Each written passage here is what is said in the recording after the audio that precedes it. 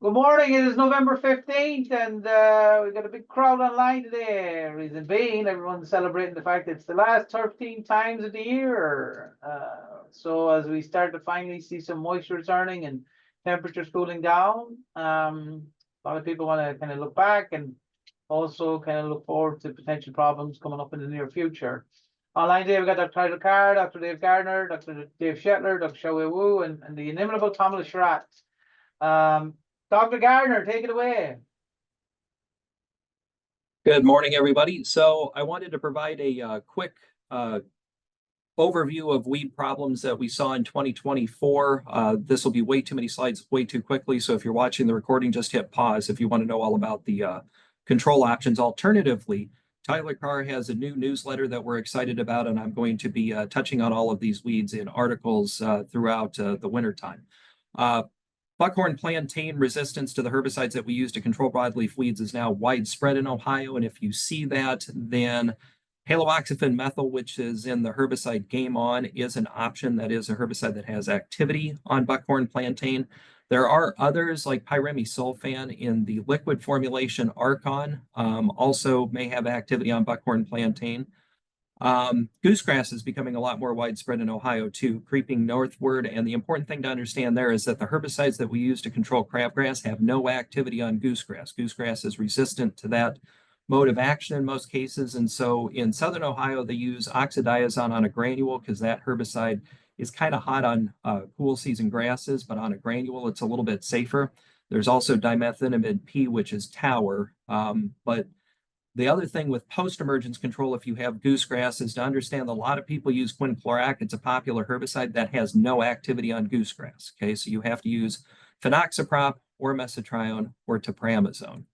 About the time that goosegrass and crabgrass look like this, germinating from seed in a lawn, this is what goosegrass looks like. And so I get emails and phone calls every year about Mecca crabgrass. Anybody that's familiar with the South Park reference, these giant grass blades growing out of the ground about the same time that you see seedling goosegrass and crabgrass. And that is our new perennial weed field paspalum. So there are no pre-emergence control options, but topramazone, Pylex being one of the brand names, works fairly well on that.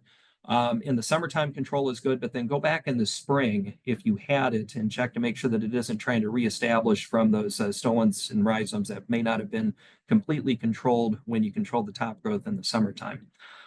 This is another grass that we're starting to see reported more frequently in turf. This is Japanese stilt grass. This is what it looks like in a mowed environment. So, very coarse textured grass. We do have both pre and post-emergence options for this grass. All right. I wouldn't say that this is as widespread as field paspalum, but it is something that I am hearing more and more reports about. And then, do you remember ribbon grass, Phalaris arundinaceae cultivar picta? Such a pretty grass in the 1990s because it was, variegated right, and then it started growing in lawns and other places, and now you don't see that one anymore. Well, here's our latest ornamental grass that we're starting to see in turf, and that's what it looks like when it gets mowed. It's kind of ugly because the leaves shred rather than are cut cleanly. Fortunately, this is a warm season grass, unlike Phalaris, which was a cool season grass. So we do have selective herbicide options for this, either 2 applications of quinclorac. You can use glyphosate too, or you can just dig the individual plants. And then this guy here, we're starting to see along the Ohio River, and this, everybody in the southern U.S. hates this. This is Virginia buttonweed. And you can't control it mechanically because it's kind of like Candida thistle. You pull one Candida thistle and then you have 2. Same thing kind of happens with this one. And usually they recommend for control glyphosate when your Bermuda grass is dormant, where all our cool season grasses don't go dormant. So that's not really an option for us. And so right now, the best course of action is clopyrrolid or fluroxapyr in a combination herbicide. Okay. And then this I'm seeing more in ornamental beds than in turf, but I thought I'd mention it real quick. This is a weedy terrestrial orchid. It's a monocot, so broadleaf herbicides are not going to be effective on that. Either sulfentrazone or glyphosate will give you some activity. And then I think this was my personal favorite, this right here. Kind of odd looking until you see the other side of the driveway and you see that trumpet creeper. People love trumpet creeper. It's a native vine, very pretty, until it spreads under your driveway and starts trying to establish up in your lawn. So you can't really use a systemic herbicide to control that because it might get back to the vine that's pretty that you're trying to keep. And so the course of action here would be basically to prune the roots on the other side of the driveway to try to prevent it from spreading underneath. But again, that was an all too brief synopsis of weed issues that I've seen in 2024 and in Dr. Carr's new newsletter. I intend to expand on each of these a little bit more fully. And that's what I have for today. Dave, as an entomologist, I was interested in that plantain resistance. I suspect a lot of people in Ohio don't realize that the Buckeye butterfly uses that plantain as a food host. So if you can't get rid of it, maybe you'll have more Buckeye butterflies in your yard. That might be the case. Yes, it might. Right, Dr. Gardner. He talks as quick as I do when he wants. Thank you, Dr. Gardner, for the update, and we will see you next year. Bye. All right, Dr. Carr. All right. So if we have a live auction, I think Dave Gardner may be the guy that we hire to be the auctioneer. Now that he's off here, I feel like I can say that. That was impressive. So I'm not going to talk as fast because I'm from the South. If you guys don't see, there's some people laughing on the back. I can see people laughing, so I'm just going to hold it together. All right. So as Dr. Gardner alluded to, there is a new newsletter that I briefly mentioned last time we were on. And I'm going to share my screen. I have way too many screens up. So this is our Buckeye Turf homepage, buckeyeturf.osu.edu. And on the homepage, you have our November newsletter. Each month, we're going to put these out. The last 2 months, we've had 5 articles. If you scroll down on our page and go to subscribe here, you'll get an update when it's released straight to your email. But this month, we have 5 different articles ranging from entomology all the way to weed control, like Dr. Gardner mentioned, and everything in between. So these are meant to be resources that you can access, and they're not meant to be very, very exhaustive and long. So it should take you, a half hour to probably read through all of these, and share with your team. So we're looking forward to continuing to do that throughout the winter. Another thing that I wanted to share with you guys is some info on the OTF conference and show. So registration's open for the conference and show, which is December 9th through 12th. Early bird registration is going to end November 20th, I believe. So go ahead and register soon so you can get the early bird pricing. So a couple of things I want to point out are kind of some things that you need to look for at the conference. So this year we have quite a few, like we always have, quite a few turfgrass professionals, faculty, particularly from different universities coming in to speak. So we have Kel Bigelow from Purdue University, Rob Gaswan, and Amanda Folk from University of Nebraska, Scott McElroy from Auburn University, Jim Brosnan from University of Tennessee, Terry Bielison from North Carolina State University. Am I missing any other academics? Paul Koch from Wisconsin. I can't believe I missed Paul boy. Koch. Yeah, Paul Koch. Oh man, hope he's not watching this. Don't send this to him. He'll get mad at me. Paul Koch from the University of Wisconsin. And then we also have Nicole Sherry, head groundskeeper at Baltimore Orioles, is going to be joining us. So really excited about that. And hope you guys are able to learn a lot from those folks. So when you're making your plans to come down to Columbus for the conference, make sure you make plans to stay Wednesday night so you can be involved in the workshops we have on Thursday. We have half-day workshops on building year-long weed control programs, greens programs, fertilizer programs, and Dr. Wu and Dr. Bielison are going to do a seminar on or workshop on insect pests. So we're really excited about all of these. Hopefully we can cover a wide range of topics. When you register for the conference, make sure you select which of those workshops that you're going to be a part of so we can make sure that we have enough materials and a good head count for that. We always have good networking opportunities at the conference. Instead of hopping out and going to the bar Wednesday afternoon, join us for some banter sessions. Like a salesman over here, join us for some banter sessions where we have 3 different sessions. Go online, pick the one that you want to go to, and join your peers in trying to address some of the big problems that you guys face, not just from a turfgrass management standpoint, but from a people standpoint as well. Pam Sherratt's leading a seminar on wheels of OSU athletic facilities. So that's the only add-on thing that we have that would cost extra. It's limited to 50 people. So Wednesday afternoon at 1 o'clock, once the trade show's over, you'd hop on a bus, go down to Ohio Stadium, and get to tour the rest of the athletics facilities. And I believe you get a tour of some trophies. Isn't that right, Pam? Get to see some trophies. I'm seeing a thumbs up. So join in on that, and make sure you do it early so you can get a spot. Something else unique we're doing is we're having live presentations on the trade show floor by the turf team. So on Wednesday, you'll see some short presentations by the turf team, but let me back up. On Tuesday, you'll see some short presentations by the turf team.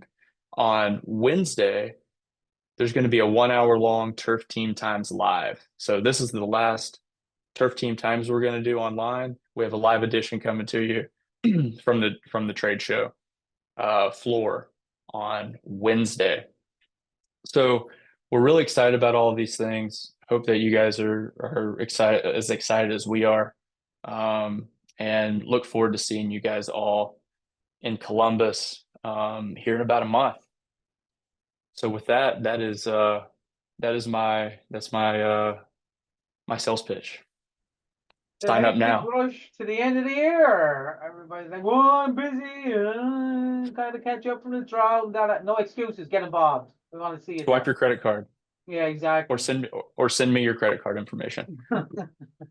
All right, Dr. Wu. Good morning, everyone. Today I mainly have 2 things to mention. One is snow mode.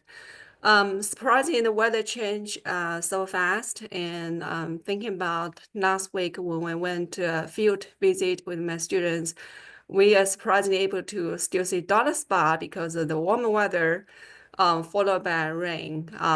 But then shortly after that, we had a chilled down temperature. So think about the time of the year. So some people are saying that it's given that we have a non-warm and hot and dry weather this year, and possibly we're going to have a cold winter. I don't know if that's going to be true. However, we need to get prepared for some disease during the winter. The snow mode, gray snow mode and pink snow mode. The gray snow mode usually require a heavy snow coverage to occur. However, pink snow mode does not require snow to occur. So it's time to do a preventive application for the snow modes, especially in the shady spot. If you have lots of trees on your landscape, you may consider about trimming some of those branches off and give the grass more exposure to the sunlight and to warm up. So another thing I want to mention is the nematode survey program. And Thank you for your participation in our statewide survey program. For the samples we received, I want to share a little bit on that. Many of you, if you have sent samples to us, many of you should have received results, and we expect to have more results come out this or next week. And for those already received results, I just want to interpret it a little bit. So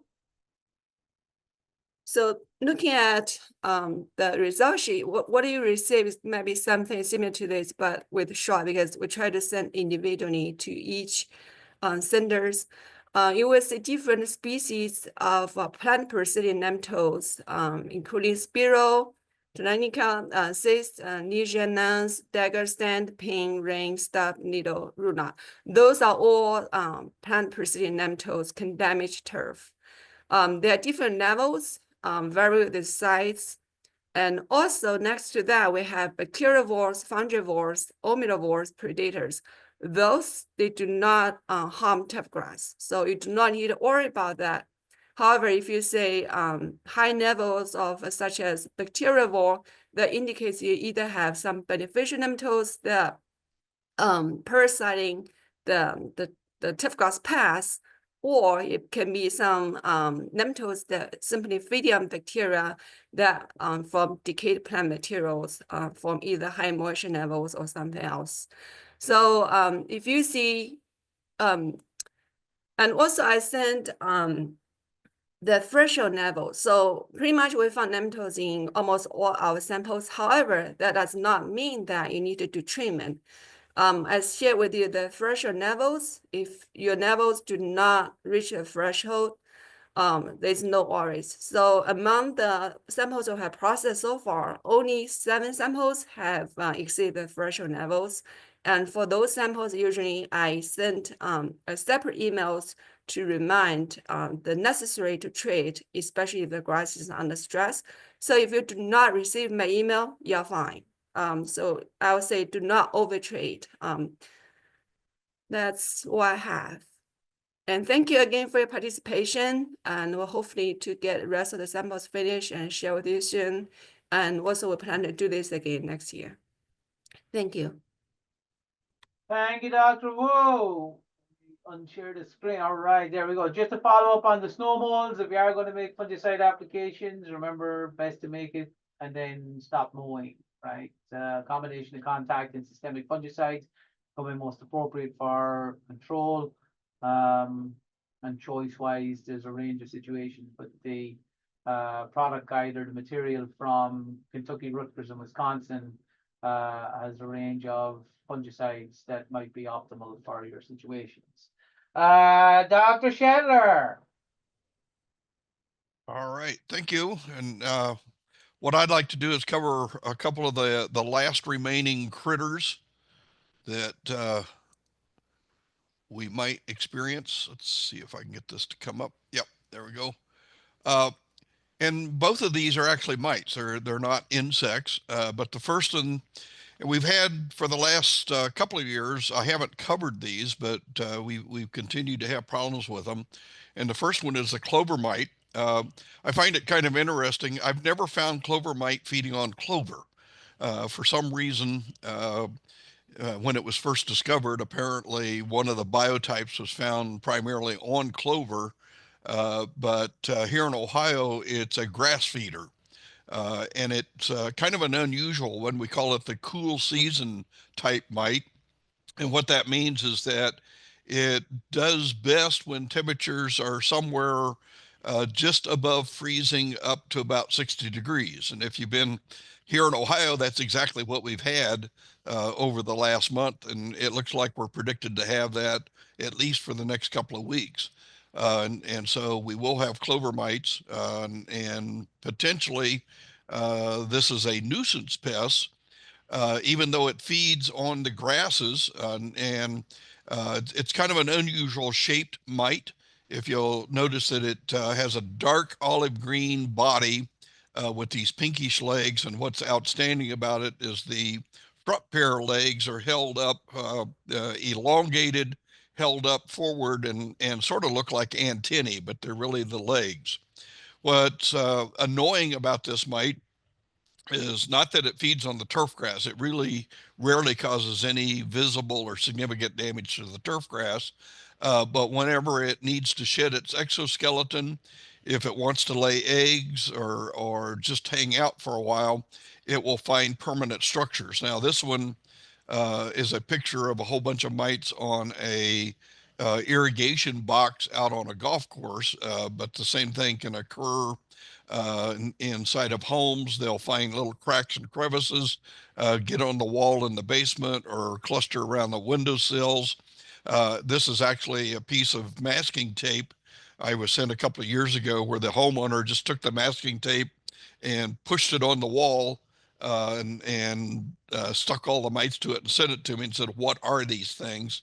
And those are clover mites. If you're going to control clover mite, it needs to be controlled with an insecticide. This one is one of the few mites that's susceptible. Mainly our pyrethroids are the products of choice. And of course, our old friend bifenthrin or Tallstar is registered for this one.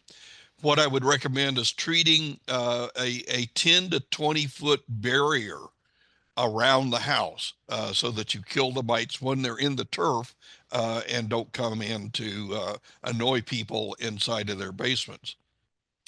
The other one that we get is the winter grain mite. This one stays in place. It stays at the turf. But again, this one's another cold season mite. While the clover mite typically will stop its activity when we regularly get freezing temperatures day and night. So the clover mite will just lay eggs. Those eggs will hatch out in the springtime when we have moderate temperatures. But the winter grain mite will remain active all winter long, even if there's freezing events, does best actually under the cover of snow. So I don't know if we're going to get any snow events, but this one can cause some blanching of the turf during the winter time. And so some people may think they've got a fungal disease or something weird going on with their turf. Probably the best way, this one's kind of an unusual one. It's active at nighttime primarily on cloudy days, but it's a very dark, almost a blackish green color with these very bright red-orange legs. The way that I detect this one is that I just put my hand down on the turf that has some white blanching on it. If the mites are there, I have to get them crushed on my hand. And so you will get these dark olive green spots with some red markings on the side of it is kind of a diagnosis for the winter grain mite. Frankly, I'm not too sure there's any insecticides that are currently registered for this one. When we used to have diazinon and dursban, that's what we're using, but I've not seen any control studies being done recently. So my feeling is again, it's more of a nuisance pest. If you see it, at least you can acknowledge it's there, but you don't need to worry about control of it. Okay, that's all I've got, Ed. Thank you, Dr. Shetlar. Last but most certainly not least, Pamela Sherratt. Hello, everybody. Yes, I should have rethought this one a bit better because I'm holding my phone. My right hand is currently a frozen claw because it's really cold. So just wanted to give a quick recap of this year and some thoughts for next year. So I've already mentioned the weather. This weekend is probably going to be our last 60-degree weekend in Columbus. So if you're planning to do yard work or some last-minute renovations on your fields, this weekend would be a good time. Soils are not frozen, so still time to aerate and do some of those cultural practices on fields with us not being frozen right now. I did write an article for the Buckeye Turf newsletter that will be coming out to address fall renovations. So I don't want to go too much into that today, but the window is kind of closed now for fall renovations. Now's the time to start planning, talking about with your team, talking about dormant seeding perhaps, if that's what the plan is, because ultimately come spring 2025, which will come around quicker than you think, you want to enter the playing season with 100% desirable turf grass ground cover. I think we've seen from what happened this summer and fall that we need to do everything we can to retain moisture in our fields.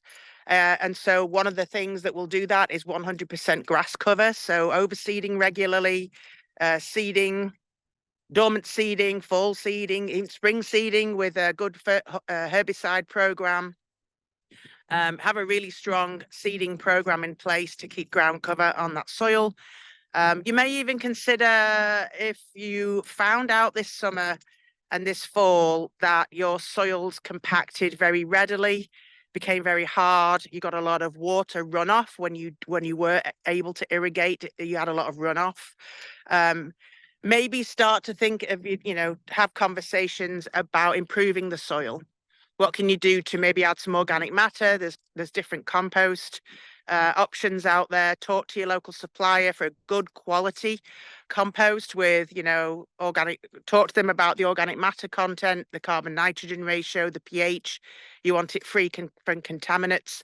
If you can source a good local source of organic matter, especially on native soil fields that are high in clay, maybe start to have those conversations. And again, I think I've mentioned this in the past, but instead of us being reactive, we can look at what happened this year with the heat and the drought and try and be more resilient. Try and go into 2025 a little bit more resilient, be prepared for the drought, for the heat.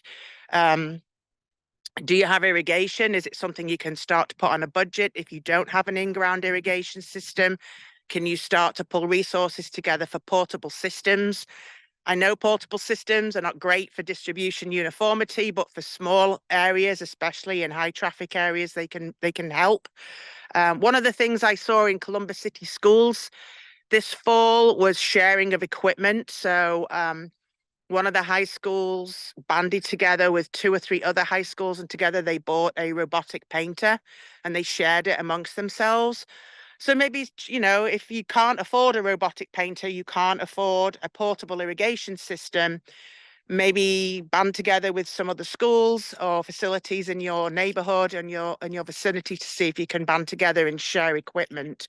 But now's the time to start thinking about those tools and those opportunities, because I think we all learned, I think there were some hard lessons learned this fall and this summer and this fall on just how bad it can get when we don't have any rain. So I think we need to have those conversations, improve the soil, a great strong turf grass overseeding program, look at ways to get irrigation on your fields.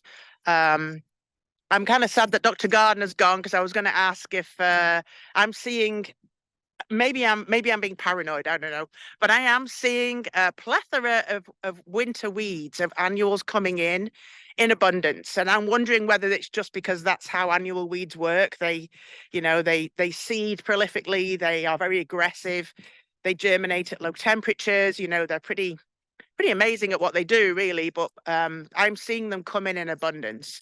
And I wonder whether we'll also see winter weeds, early spring, late winter weeds like prostrate knotweed, because of the compaction problems this year, because of the drought, whether we're going to see weeds like that explode in March of 2025. So that's kind of a ramble. I apologize, Ed. My hand is frozen. My brain isn't frozen, I promise. So that's it. I'm looking forward to OTF. As Dr. Carr said, we've only got limited space. We've only got 50 seats on the fun bus. Wednesday, December the 11th, we are going to tour OSU Athletics with Brent Packer. We've got some really exciting and really fun spots to show you. They do some pretty innovative things at OSU Athletics on the sports fields there. So looking forward to sharing that with you. I hope you enjoy the newsletter. Reach out to us if you need anything. Thank you, Dr. Carr, for putting that newsletter together. Thank you, Dr. Nangle, for doing this, the Turf Team Times. It's been an honor and a pleasure. And with that, I will definitely wrap up. Sorry. Honor and a pleasure. Give me a break. It's a work in progress and a constant pain. 2 things. as we go into winter period, two issues. One that you might be seeing currently, and that was in Dr. Carr's newsletter. So the color purple is going to start showing up as we see these high light intensity or relatively high light intensity days. Now, Pam has obviously thrown that completely off because it's gray and cloudy, but until probably the middle of this week, we were seeing sunny days and cooler temperatures. And the purpling is not a response to low phosphorus. It is a physiological response in the plant. And it will go away once conditions warm up or you get covered in snow, right? So you can't see it anymore. The application of phosphorus for this is not recommended from us. The only time that is going to be recommended for us is when you have a soil test that indicates that P is low.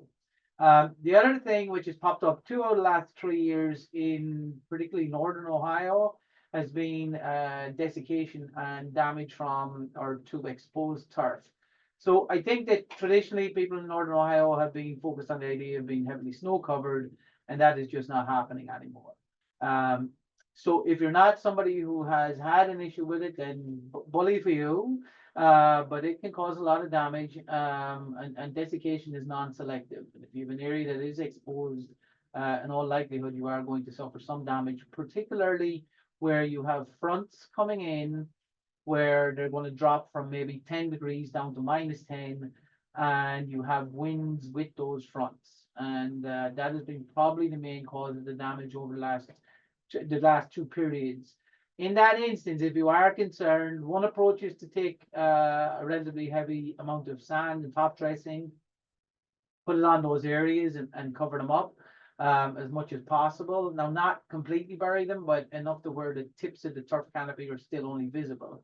And on high value areas such as golf greens, that may be something you want to give a consideration to. The other thing would be to consider investigating in covers. Now, I know many superintendents are like, don't do that. But ultimately, covers are going to be another way to buffer out some of that potential damage. There is extra work associated with it. There is cost in storage, maintenance, and moving them around. But permeable covers, particularly permeable for the temperatures we see, may be a good alternative. So keep in mind as you get that ahead into winter that those 2 issues are probably going to be appearing either now or in the next 2 or 3 months. Recovery wise, I think there's some, we probably fill back in on that. If there is damage, Dr. Kevin Frank up at Michigan State had a student this week in San Antonio who she just completed a master's project looking at recovery options, and we'll probably incorporate some of that data into some of our newsletter material going forward in the spring to give you some ideas. With that, unless somebody has anything else to add, we'll wrap it up. We'd like to say thank you to everyone for joining us this year at some stage. I think we've over 10,000 views. And so that's been a really productive year from our standpoint. We will be back next year, and we hope to see you all at OTF in December. Dr. Carr, you want to put up the connections or there we go. So the website, email address, still taking emails. We don't go into hibernation. And then our various social media channels. And hopefully Pam will warm up in the next month before OTF after stand out there today. Thank you all.